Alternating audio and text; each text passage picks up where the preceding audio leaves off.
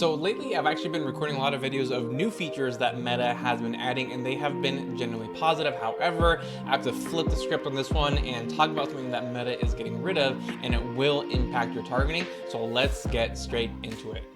All right, here we are inside my ad account. I'm just gonna go ahead and create a test campaign. There's nothing real here. I'm gonna just click continue. All right, and then this is going to be seen down at the ad set level. I'm going to skip everything because none of that is important for right now. For what I want to show you, it has to do with the targeting. So here we see the standard Advantage Plus option. We can still switch to original audience, which, by the way, if you want to know when to use Advantage Plus versus when to switch to the original audience, you can go ahead and check out the video in the upper right corner right now. But right here is where the change is. So if I go to detail targeting and click on edit, there is no longer an exclusion button. So if we go back up here to the custom audiences, I can still exclude custom audiences, thank God. And I don't think that's going to change. I hope that doesn't change. But this button right here of adding exclusions also used to be available right here for detailed targeting. So how is this going to impact your ads moving forward? Well, a common use case for having exclusions in the detailed targeting was that, let's just say you were targeting 3 different audiences: fans of Disney, fans of Warner Brothers, and fans of Paramount, 3 different movie studios.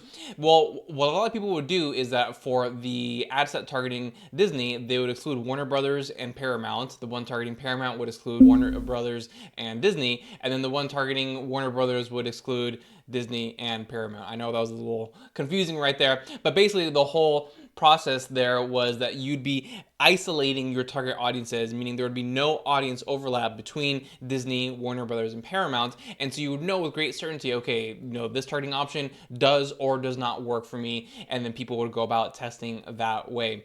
Another common use case was just to get rid of certain people that you didn't want to be showing up in your targeting audiences anyway. So a very common one here was actually for MLM, multi-level marketing. If you were targeting certain influencers, I don't want to name those influencers because I don't want to badmouth anyone, but some influencers do have a lot of multi-level marketers in their target audience. So if you target that influencer, then you'd inevitably be targeting multi-level marketers, and a lot of people don't want those type of people in their target audience. So you would target whomever and then also exclude multi-level marketing, and boom, that problem would be solved. Well, all that now is going away with this update right here. You will no longer be able to do that.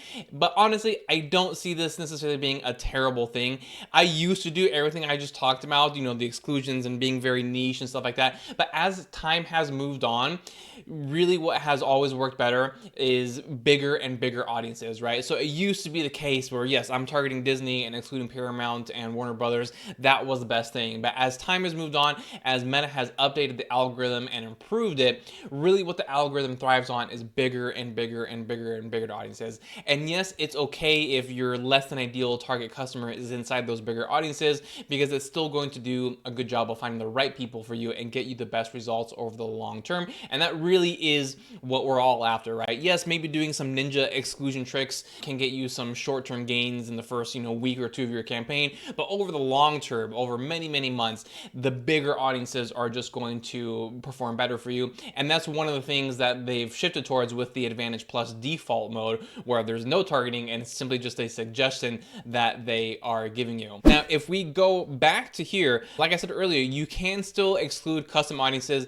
That's a very good thing, and I really hope that never changes, because, for example, one thing that I find very frustrating with a lot of advertisers is that they don't exclude people who have already either opted into your funnel or purchased something from you, and so you keep on seeing the same ads for the same offer over and over again. So if you are in that boat and you're not excluding certain custom audiences, people who have opted in to your funnels or purchased from you, make sure you are adding that as an exclusion. Just want to quickly show you how that works right here. I can go here and I can exclude all leads here for the past 179 days, and I can obviously modify that date range to my liking. The other thing, because of the fact that lookalikes are still considered to be custom audiences, and I think there always will be considered to be custom audiences, I don't think they're going to change the definition of that.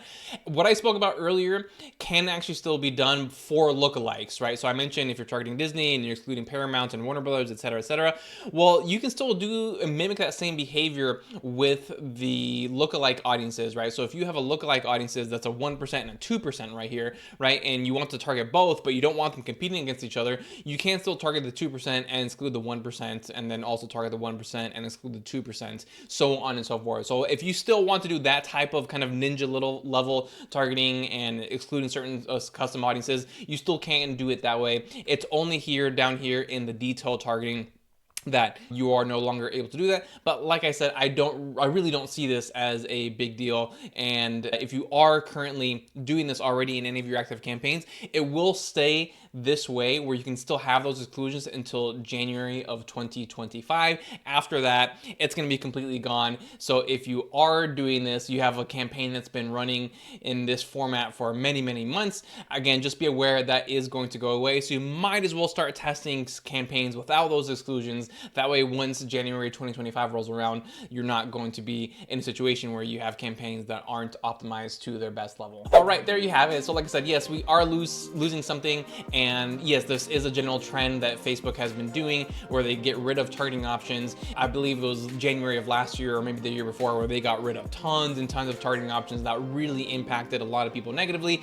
But this one right here, I really think this is a very minor impact. I stopped doing those exclusions that, you know, the examples I gave a very long time ago because I just found as time has moved on, the bigger audiences just always deliver better results. So don't worry. I think we are all going to be fine with this update. But if you do have any questions about this and how it will impact your campaigns, as always, just let me know in the comments below.